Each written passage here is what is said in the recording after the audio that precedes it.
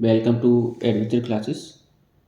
ये हमारा AC current का है लेक्चर नंबर 4, जिसमें हम लोग पढ़ेंगे सीरीज LCR सर्किट। इससे पहले वाले लेक्चर में हम लोगों ने देखा कि सीरीज LR सर्किट क्या होता है और सीरीज CR सर्किट क्या होता है। अगर आप लोगों ने ये वाले लेक्चर नहीं देखे हैं तो जाके इनको देख लें, उसके बाद ही आप लोग ये LCR सर्किट को देखें, क्योंकि बिना LR सर्किट और बिना CR सर्किट के जाने आप लोग सीरीज LCR सर्किट को सॉल्व नहीं कर सकते हैं और ना ही कंसेप्ट को समझ सकते हैं। तो ये बोर्ड के पॉइंट ऑफ व्यू से बहुत इंपॉर्टेंट है और डिफरेंट कॉम्पिटिटिव एग्जाम में भी यहाँ से कई तरह के सवाल बनते हैं। LR सर्किट में हम लोगों ने देखा कि यहाँ पर जो पोटेंशियल है वो क्या होता है, लीड करता है किससे, करंट से। लेकिन जो CR सर्किट है यहाँ पर जो करंट है वो लीड करता है किससे, पोटेंशियल से। कहें तो यहाँ पर करंट आगे होता है और पोटेंशियल पीछे होता है, और LR सर्किट में क्या है, पोटेंशियल आगे होता है और करंट पीछे होता है। तो इस तरह के हमने डायग्राम के थ्रू देखा इम्पीडेंस की वैल्यू क्या बनेगी और XL और XC क्या होता है, इन सब के बारे में बात हमने की। तो अगर आप लोगों ने पिछला लेक्चर नहीं देखा तो उसको भी देखें, और अगर वीडियो आपको पसंद आए तो लाइक शेयर सब्सक्राइब करना ना भूलें। तो चलिए स्टार्ट करते हैं। AC सर्किट कंटेन इंडक्टेंस, जिसका इंडक्टेंस है L, capacitance C and resistance R in the series. तो सीरीज में हमने क्या करा, इन सबको लगा दिया, मतलब इंडक्टेंस को लगा दिया, कैपेसिटेंस को लगा दिया और रेजिस्टेंस को लगा दिया। तो ये हमारे पास है कोई सीरीज LCR सर्किट। यहाँ पर हमने मान लिया कि कोई हमारे पास पोटेंशियल है, पोटेंशियल की वैल्यू है V बराबर BM साइन ओमेगा टी या फिर E बराबर E not sine omega T. तो किसी से आप डिनोट कर सकते हैं, चाहे E से डिनोट कर लें, चाहे आप V से डिनोट कर लें। हमने माना कि हमारे पास पोटेंशियल है V बराबर B not sine omega T, और ये तीनों के तीनों हमारे सीरीज में कनेक्ट हैं, L, C एंड R।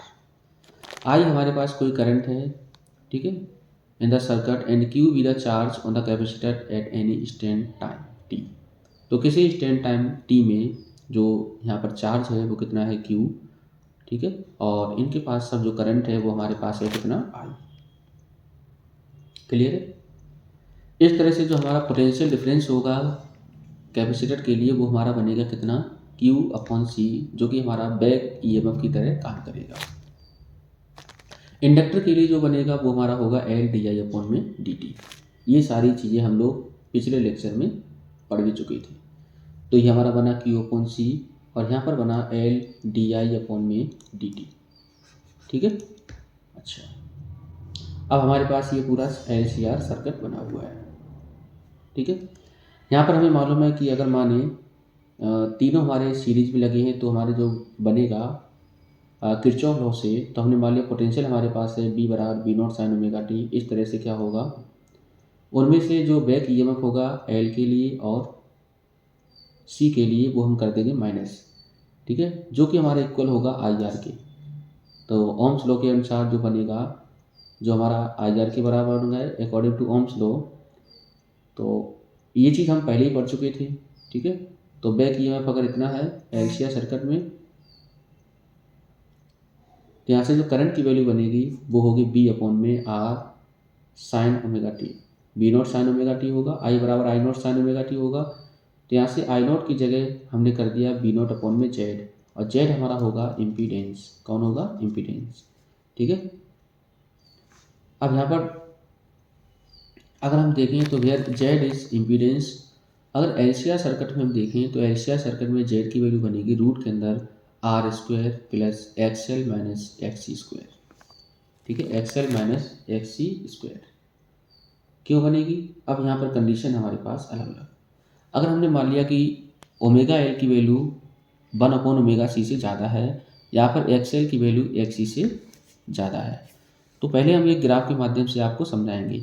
हमें बच्चों मालूम है कि इधर हमारा सेम फेज में काम करता है रेजिस्टेंस के लिए करंट और पोटेंशियल। अगर हम मान लें भाई हमारे पास इंडक्टर है, तो इंडक्टर के लिए ऊपर रहेगा कौन, आप इंडक्टर के लिए पोटेंशियल VR, और नीचे रहेगा किसके लिए, कैपेसिटेंस के लिए कौन, VC, ठीक है, पोटेंशियल। तो यहाँ पर क्या करता है, कैपेसिटेंस के लिए होता है पीछे, ये सॉरी इंडक्टर है L, ठीक है। इंडक्टर के लिए पोटेंशियल होता है आगे, किससे, रेजिस्टेंस से। अगर इसका हम रजिस्टिव सर्किट वो डायग्राम बनाएं, फेजर डायग्राम, तो ये तुम्हारा होगा क्या, ये तो बना वी आर। अगर हम रेजिस्टेंस के लिए बनाए तो ये होगा आर, ये तुम्हारा होगा एक्स एल, और ये तुम्हारा होगा एक्स सी। ठीक है।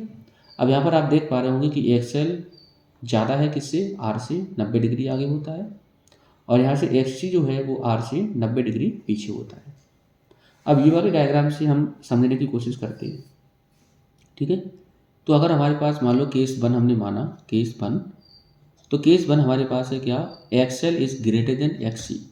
अगर मान के चलो एक्स एल की वैल्यू हमारी एक्स सी से ज़्यादा हो जाए, तो ये वाला डायग्राम कुछ इस तरह आपका बन जाएगा। ये होगा हमारे पास आर, ये तुम्हारा बनेगा एक्स एल माइनस एक्स सी। ठीक है।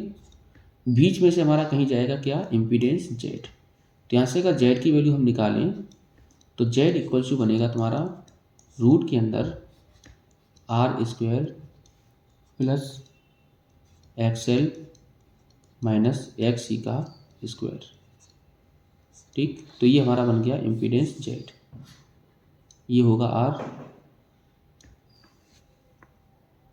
ठीक है। तो इसी तरह से ये पूरा हमारा इम्पीडेंस निकल के आ जाएगा किसके लिए, सीरीज एलसीआर सर्किट के लिए, अगर मान लो एक्स एल की वैल्यू एक्स सी से ज़्यादा होगी तो। ठीक। दूसरा कंडीशन हमारा होगा कि एक्स सी की वैल्यू ग्रेटर है किससे, एक्स एल से।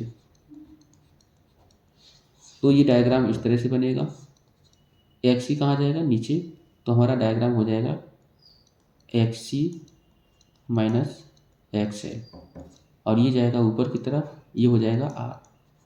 ये हमारा होगा इम्पीडेंस जेड।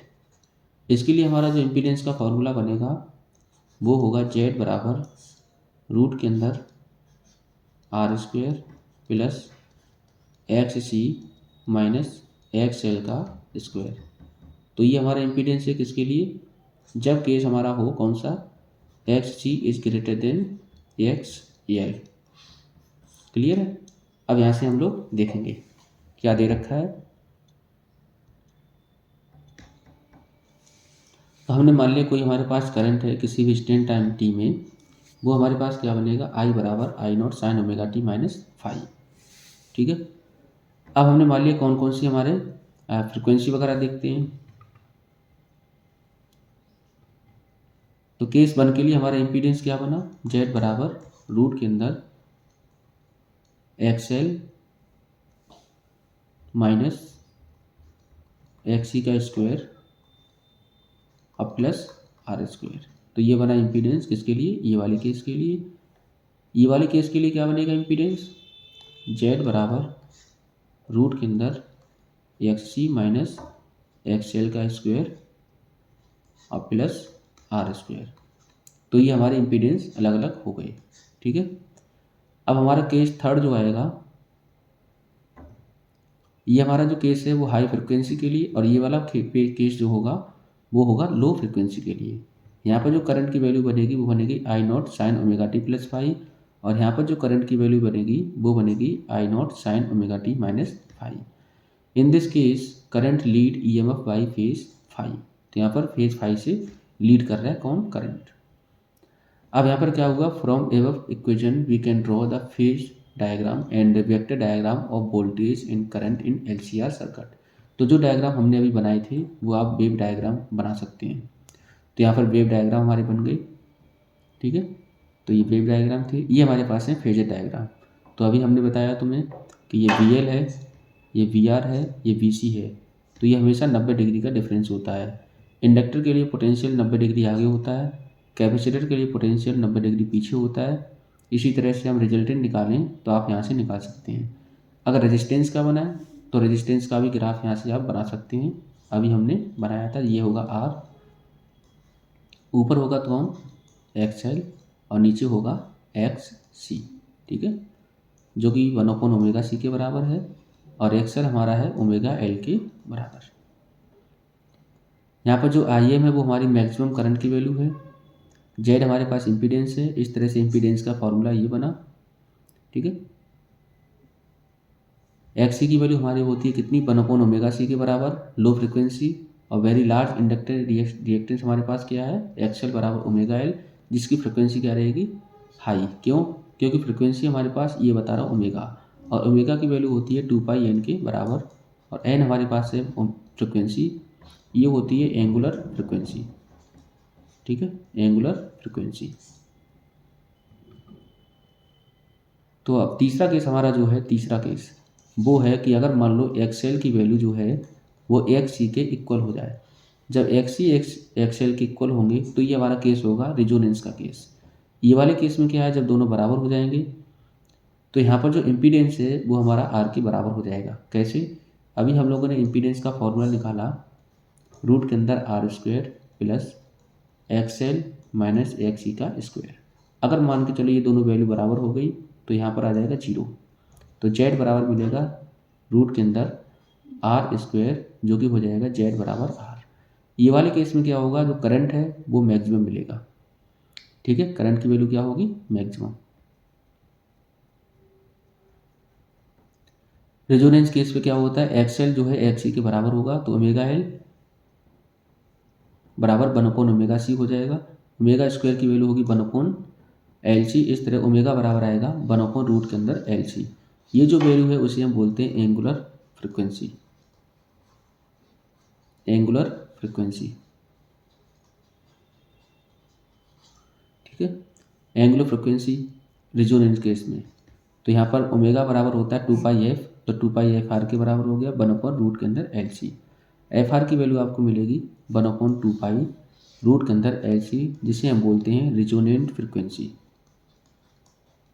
रेजोनेंट फ्रिक्वेंसी, ठीक है।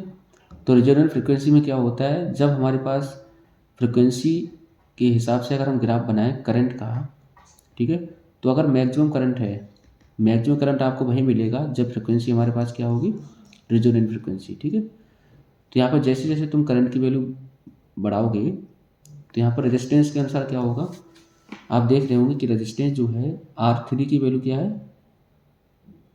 कम होनी चाहिए, R2 की वैल्यू उससे ज़्यादा होनी चाहिए, R1 की वैल्यू, मतलब जैसे तुम रेजिस्टेंस क्या होगा, कम होगा, वैसे वैसे क्या होगा, करंट की वैल्यू बढ़ेगी। तो यहाँ पर रेजिस्टेंस जो है कम, कम किसके लिए होगा, R3 के लिए। तो R3 अगर मान लो यहाँ पर है तो यहाँ पर करंट की वैल्यू क्या होगी, मैक्सिमम। ठीक है, तो ये हमारी होती है करंट की वैल्यू। तो रेजोनेंट केस पे आपको मिलता है maximum current. The frequency response curve of LCR circuit is shown in figure. It's वो maximum current at resonant frequency. Resonant frequency में क्या होता है, मैक्सिमम करंट आता है। In case of LCR series resonant circuit तो क्या होता है, एक्सएल की वैल्यू एक्ससी के बराबर होती है, जिसे हम बोलते हैं इंडक्टिव रेजिस्टेंस जो है वो इक्वल होगा कैपेसिटिव रेजिस्टेंस के। एक्सएल माइनस एक्ससी बराबर हो जाएगा 0, reactance of the circuit is 0, reactance 0 बन गया, और impedance of the circuit minimum and equal to resistance. यहाँ पर मिनिमम हो जाएगा क्या, इम्पीडेंस की वैल्यू। जब इम्पीडेंस की वैल्यू मिनिमम हो जाएगी तो आई बराबर हम लोग पढ़ते हैं B/Z। जब ये वैल्यू मिनिमम हो जाएगी तो करंट आपको मिलेगा मैक्सिमम। ठीक है, करंट कितना मिलेगा, Bm/R, यही हमारे पास मैक्सिमम करंट होता है। This series resonant circuit is called acceptor circuit, जिसे हम क्या बोलते हैं, एक्सेप्टर सर्किट बोलते हैं। This circuit is used to in radio and television be receive the desired station by making the frequency of the circuit equal to that of desired station frequency of varying capacitance which give resonance condition. अब यहाँ पर क्या करते हैं, जब radio और television हम knob को सेट करते हैं तो यहाँ पर अपनी डिजायरेबल फ्रिक्वेंसी के अनुसार ही हम सेट करते हैं। वहाँ पर क्या होता है, रेजोनेंट का केस होता है, तब जाके आपको रेजिस्टेंस की वैल्यू मिनिमम हो जाती है, इम्पीडेंस और करंट की वैल्यू मैक्सिमम होती है, तब आपको बिल्कुल ट्यूनिंग बढ़िया सुनाई देती है, उसे हम बोलते हैं, ठीक है, शार्पनेस। और शार्पनेस हमारा क्वालिटी फैक्टर के डायरेक्टली प्रोपोर्शनल होता है। ठीक है, तो ये हमारी बैंडविड्थ है, तो बैंडविड्थ के अनुसार हम देख पा रहे होंगे। ठीक है, धीरे धीरे जब बढ़ाओगे तो क्या है, करंट की वैल्यू आपको मैक्सिमम मिलेगी फ्रिक्वेंसी के अनुसार। In LCR resonant circuit to increase the resonant frequency, अगर मान के चलो हमें रेजोनेंट फ्रिक्वेंसी बढ़ानी है तो क्या करना पड़ेगा, LC will have to decrease, LC को हमें कम होना पड़ेगा।